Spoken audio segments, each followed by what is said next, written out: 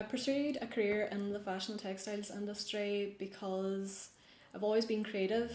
I've always been really practical, quite logical, so I feel that fashion was the most functional way to go. I've always been quite artistic, but fine art and that just didn't seem to make the most sense to me, really.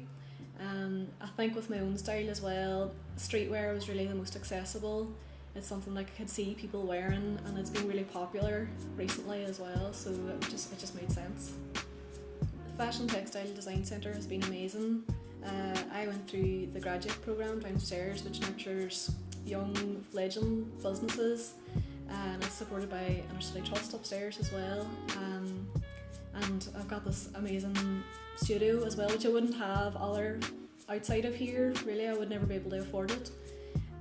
And the facilities as well have been incredible. I've had my embroidery machine, which is what started everything basically, and this is right in the middle of town, which has been really, really handy. And then we've got the experience of Deirdre, our manager downstairs as well. He's been in the fashion industry for years, so it's really been a massive, massive part of it. Came up with a brand really out of desperation for a job. I'd graduated about a year, and I'd been applying for loads of design jobs. I'd done an unpaid internship and really trying to work on my portfolio and my experience in that to increase my chances of getting a job, but that still didn't help. Like, the fashion industry is extremely difficult to break into, and I started hand as just a side project really. I dabbled in a few projects before with casual wear and that, and I felt that there was something in it, so I went back and had another go basically at a few abstract drawings and tried it out a bit, and it really had it off straight away. So side project turned full-time career. Like, it's had good luck basically for that to happen. Well, I think the success has really been down to social media. I'd say has played a really important role. Like, with the brand being so small, the reach that it's got has really been through the power of Instagram and Facebook.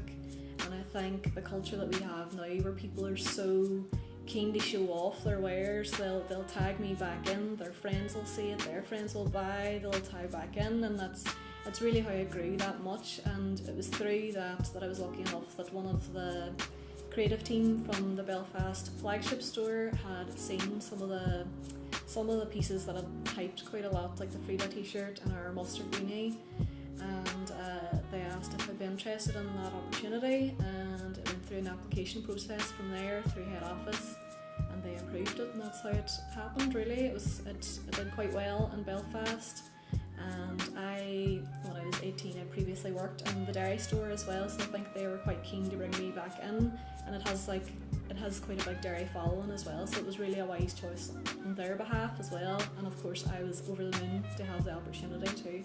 I don't know that I have people that I would follow fashion wise. I think an inspiration would be, there's a big brand in America called FUBU, a streetwear brand, and their story has been really inspiring to me.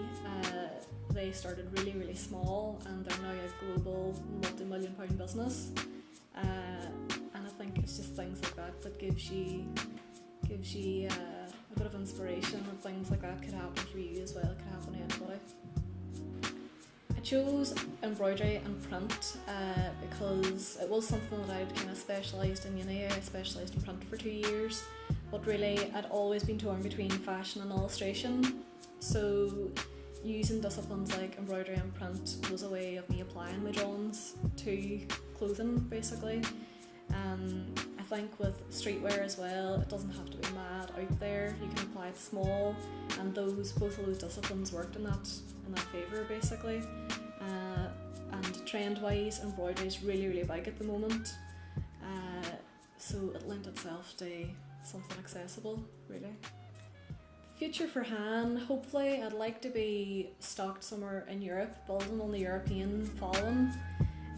Of course with Topshop, the way it's gone already, I would love if it continued like that and expand into more stores, maybe somewhere else in Ireland or somewhere else in the UK, another flagship store.